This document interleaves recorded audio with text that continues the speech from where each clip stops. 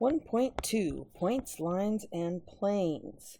In this lesson, we're going to talk about some basic terms and postulates of geometry. And we are going to talk about things like point, line, and plane. These are what we call undefined terms. They are the building blocks of everything we're going to do in geometry.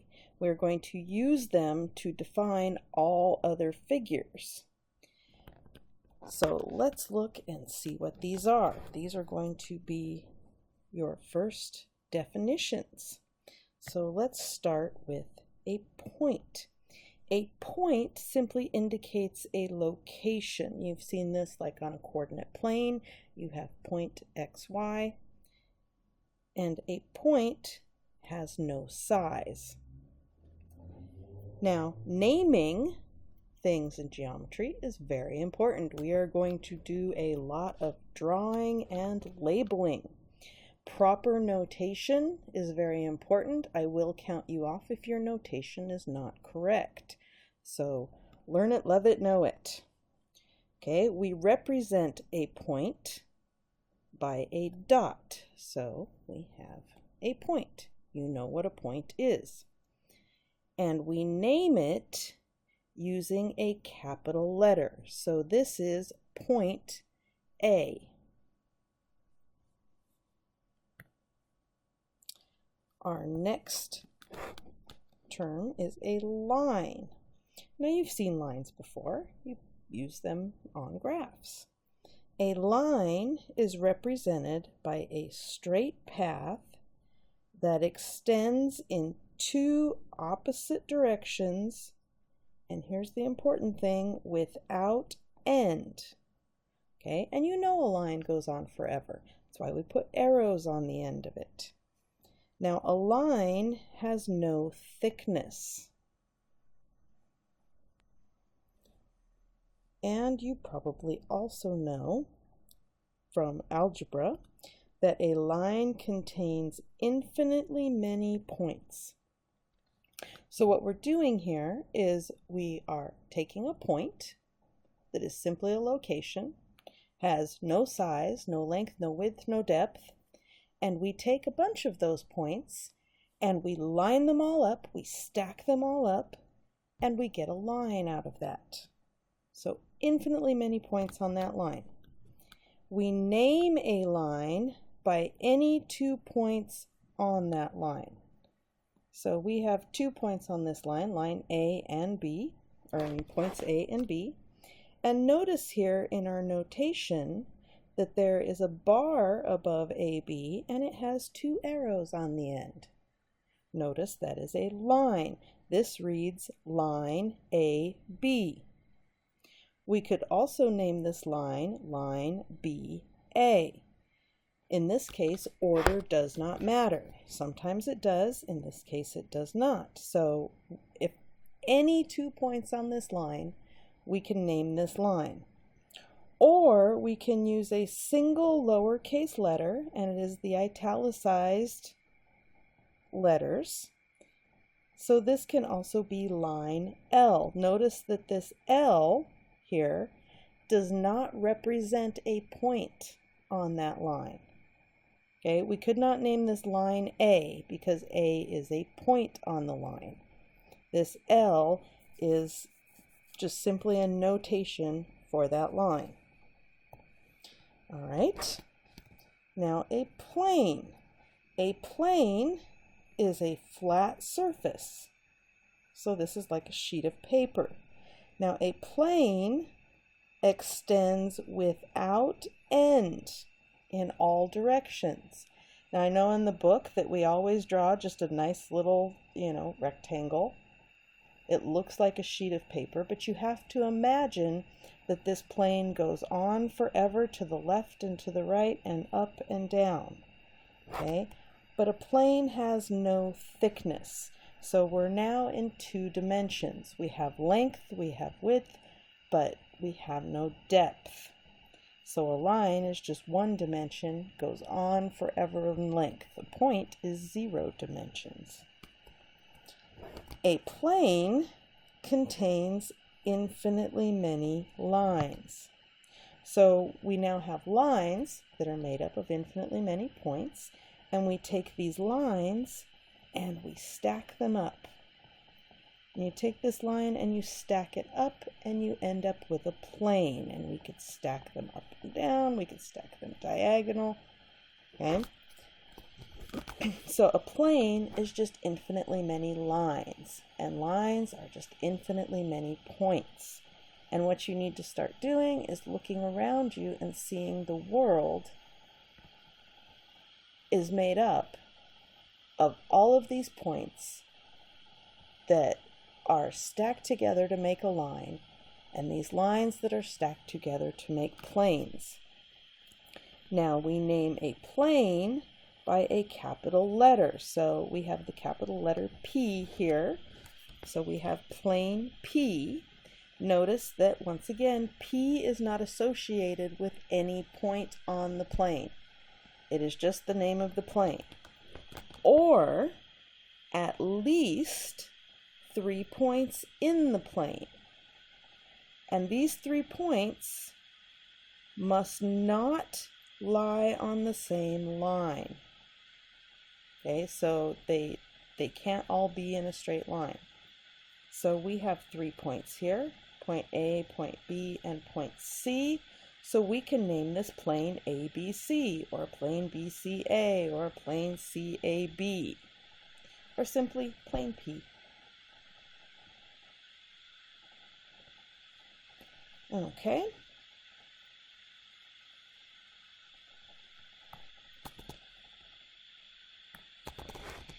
Points that lie on the same line are called collinear. Co is our prefix that means together. We coexist. We have coordinates. Your XY coordinates.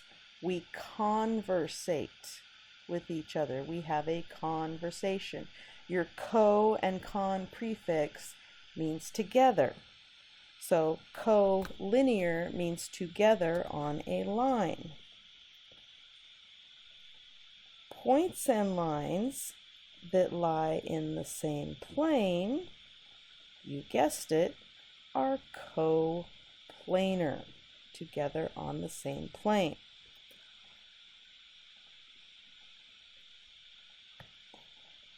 All the points of a line are coplanar. So if you think of a line, one of these lines in this plane over here that we drew, all of the points on this line are in the same plane. And if we drew a different line, all of those points would be in the plane that that line makes, the plane that that line is part of. All right, now let's go on to some defined terms. Some more definitions for you here. A segment is a part of a line. All of these are going to be parts of a line. It has 2 endpoints and all the points between them. You know what a segment is.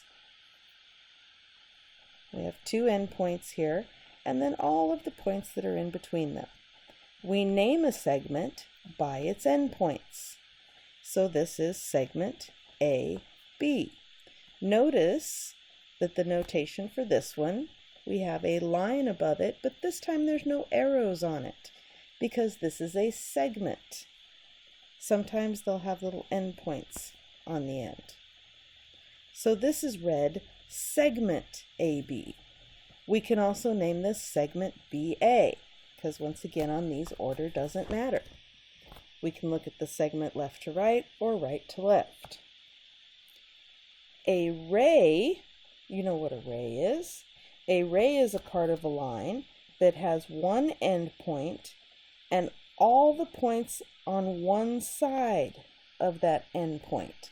So we have our endpoint A here, and then the ray extends one direction and we put an arrow on it because we're saying we want all of the points of that line that extend infinitely in that direction.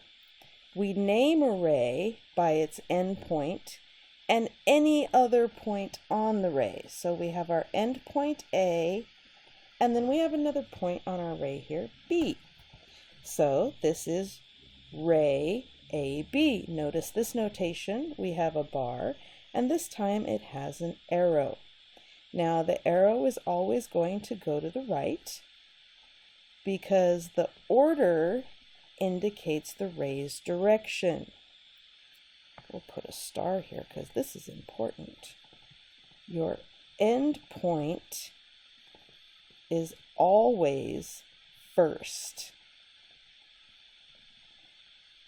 That's why the arrow always goes to the right, because your end point is always first. So our end point is A, it's going to be A, and then anything else. So if we had another point here, C, we could name this ray AC.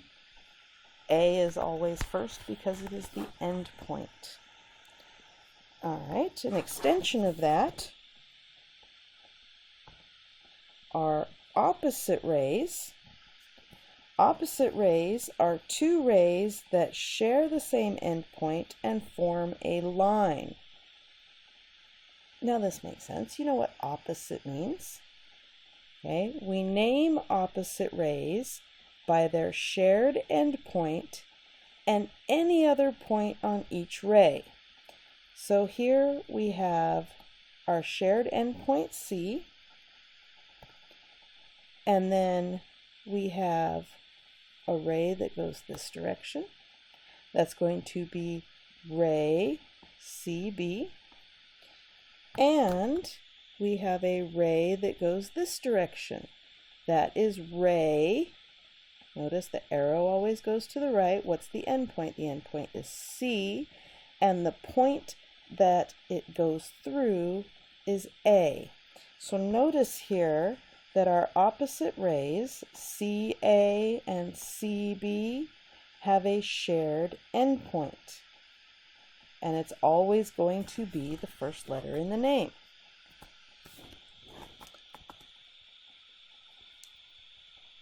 All right, a little more for us here.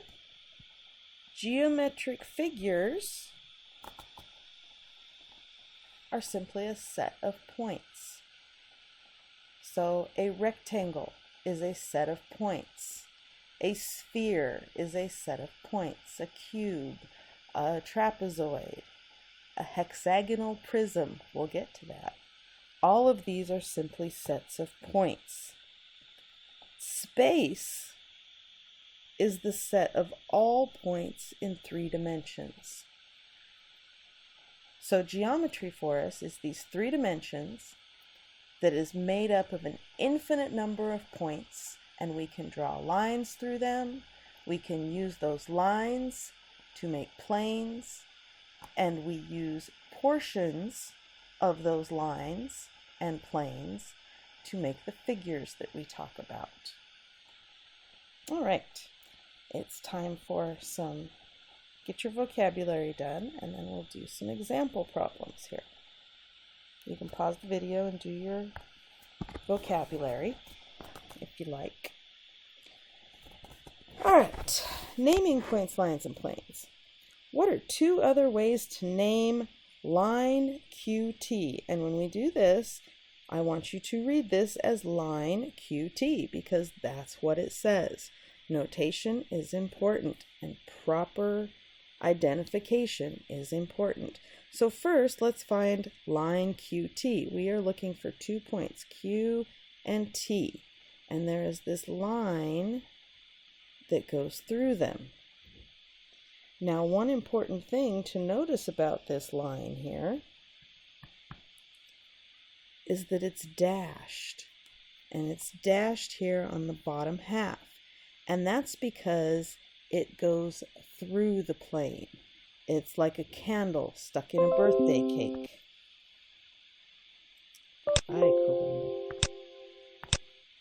It's like a candle stuck in a birthday cake. Okay? it's going through this plane. It's not lying in the plane. So we have to be careful with our diagrams. Okay, so we have line QT here, and we could name it line TQ. Notice we have our little italic baby letter there. We could name it line M. We also have another point on this line, N, so we could name it line NT. We could name it line QN. We could name it line NQ, TN, all of those possible combinations, and we would all still be talking about the same line. Thank you, geometry, for having 27 different ways to do the same problem. You're going to find that entertaining later. All right, what are two other ways to name plane P? Well, let's look at plane P here. P is the name of the plane. Notice it's not associated with any point on that plane. We want to name our plane. We need at least 3 points in the plane. R's in the plane. Q is where this line intersects the plane. S and V. So we could name it plane RQV. We could name it plane RSV. How come we can't name it plane RQS? Because our rules said that the points that you choose cannot be collinear. So we can't use those 3 in a line there, but we can use V and any of the other 2 in any order that we want. All right. Name 3 collinear points. Well, R, Q, and S are collinear. We just talked about that. And point T, point Q, and point N are also collinear. They are on our vertical line there. And we want 4 coplanar points. Coplanar means that they are on the same plane. That's R, Q, S, and V are coplanar points. We should be careful about that. Point R, point Q, point S, and point V. We need to be careful. All right, and accurate. Pause the video and do problem 1, A, B, C, and D. All right, I already did some of these for you. If you have different answers, it is possible that they are correct. 2 other ways to name line RS. We already did this. We named plane P in multiple ways. We named our other collinear points. And not coplanar, T and N, point T and point N are not in plane P. Remember that line sticks through. All right, let's move on. I'll try not to do the problems for you before we get to them. Naming segments and rays. What are the names of the segments in the figure at the right? We have multiple segments in here. We have segment DE, which can also be named ED. We have segment DF, which can also be named segment FD. We have segment EF, which can be named segment FE. Okay, what are the names of the rays in the figure? Well, we could start at E and go through D, so ray ED. Start at E and go through F, ray EF. We could start at D, quit moving here. Start at D and go through F, so ray DF. We could start at F and go through D, so ray FD. If we added more points, we could have tons of them. Which rays in part B are opposite rays? Okay, that means we need a common endpoint. So I'm going to make my common endpoint E, and I will have ray ED and ray EF. Remember, your endpoint must always go first on a ray. All right, pause the video and do problem number 2. All right, we're asked if ray EF and ray FE, they form a line. Are they opposite rays? No, they are not, because the endpoint is not the same. If you look here, I drew them in green and blue. They may go in opposite directions, but they do not have the same endpoint, so they do not fit our definition. Okay, onward and upward. A postulate or an axiom is an accepted statement of fact. We are going to have lots of postulates this year. They are basic building blocks of geometry, okay? And we are going to use them in our proofs. You're going to love postulates and our definitions. Postulates are used to create theorems. All right. You've used geometry in all the math you've done. Up until this point, you have simply accepted that things happen in math because that's what your teacher told you. In geometry, we prove that we can do these things in math. Geometry is the reason that we can do all of the fun stuff we do in math. So, if you remember in algebra, when you graphed a line, linear equation, y equals 2x plus 8. We've got a slope, we've got a y-intercept. So we plotted our y-intercept, we used our slope, we rise 2, run 1, and we get 2 points. 2 points make a line. We drew a line through those 2 points. That is our first postulate here. And this is a good one. This is very powerful. Postulate 1.1, and that is not its name. Some of our postulates and theorems will be named. Some of them will not. I will not accept postulate 1.1 as an answer. What I will accept is through any 2 points, there is exactly one line. So if this is an answer, that is what you will write. You will not write postulate 1.1.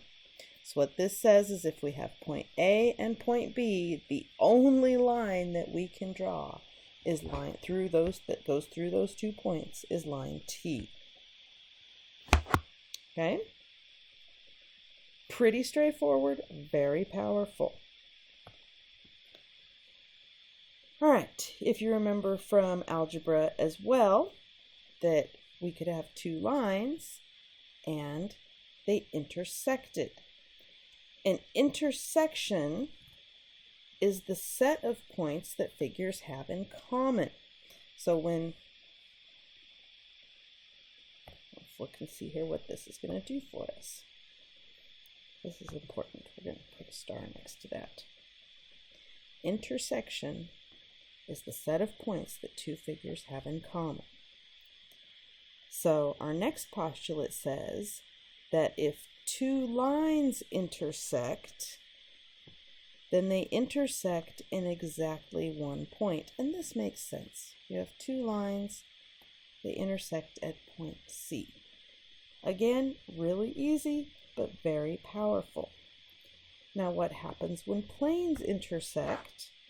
If 2 planes intersect, then they intersect in exactly 1 line. Now, and that's this right here. And this is a little bit hard to see. I want you to think about this. Look at the walls. The walls are planes. Where the walls intersect at the corner is a line. It's a vertical line. In a book, where the pages of your book, and when you open your book, where your pages of your book intersect, the spine there is a line.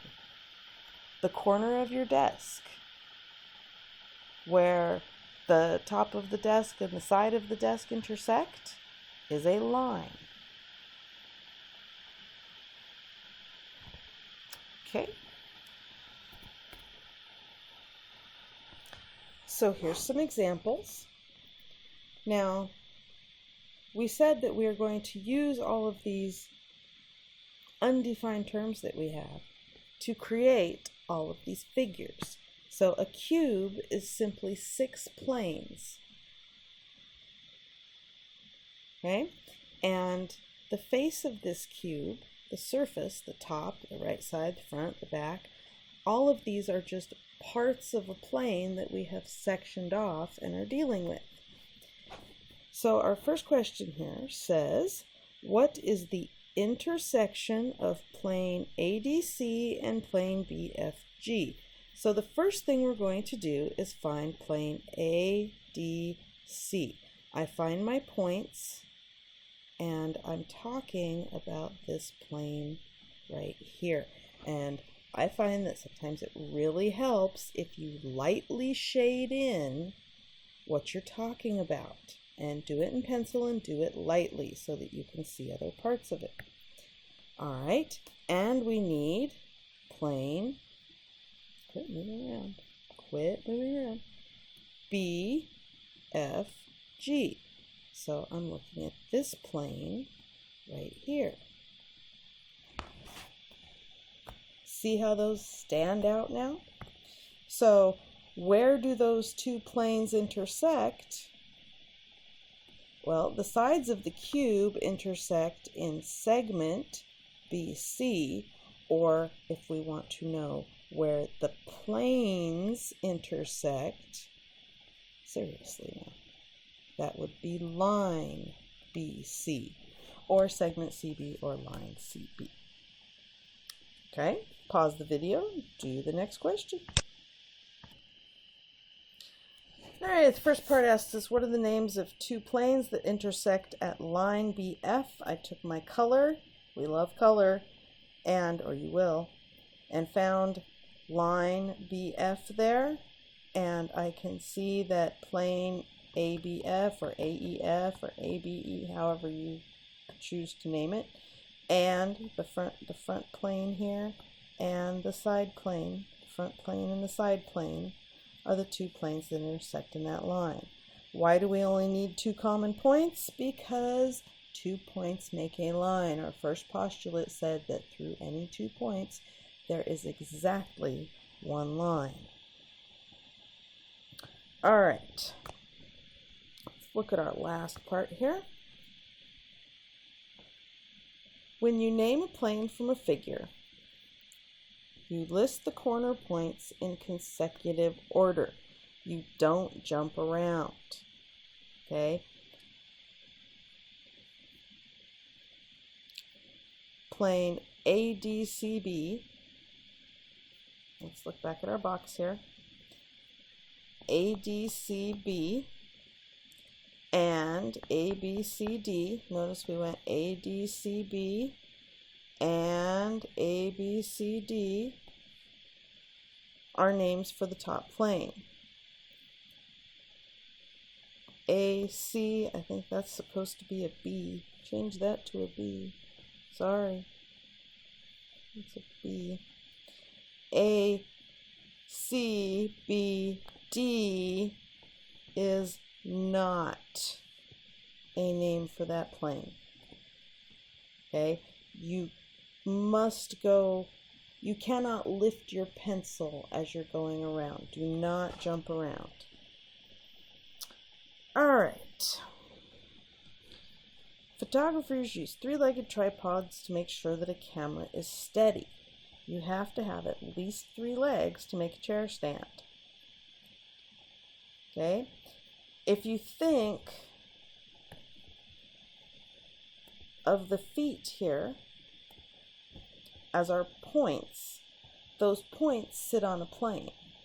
And whether you're sitting it on an angled surface, and you can change the lengths of the legs so that you can sit it on like a side of a hill or something like that.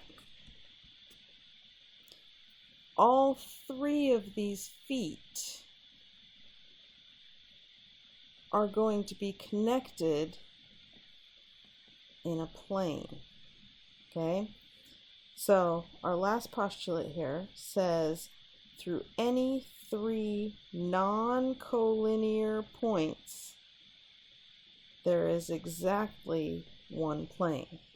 Now if you think of this, this is the opposite of like how we name. our plane. We take 3 non-collinear points and we can name our plane. Any 3 points in the plane. Well, if we have any 3 points, we can always put exactly one plane that will contain them. Okay, so think of the tripod like sitting flat on the ground, sitting on the wall, or if you have an angled surface, you can shorten some of those legs and you'll still be sitting on the plane. All right. Let's go through here. Our examples here. What plane contains points N, P, and Q? So the first thing I'm going to do is go to my diagram. N, P, and Q. So what points are those playing in? Or what plane are those points in? That plane right there. And we shade it in. Okay? Points J, M, and Q. So if I shade in or identify J, M, and Q, okay, I'm going to see that those are on a diagonal plane. It's on a slant that passes through. Like I said, you know point, line, and plane, but you don't. You have to start thinking of these things in 3 dimensions. Okay, go ahead, pause the video, do the last 2 questions. We will be done for the lesson. All right, so we redrew our figure, and I will help you in class. We'll practice drawing these figures. We're going to do a lot of drawing and labeling. So we redrew our figure, and we want to know what plane contains points L, M, and N. So I identified my points, and it is another diagonal plane there. All right, and the last one is, what is the name of a line that is coplanar? So a line that's in the same plane with line JK and line KL. So I identified line JK and I identified line KL. So we can see here that line JM would be in that plane because we're talking about the top of the box here. Line ML, it's supposed to be an M, sorry. Line ML would be in there.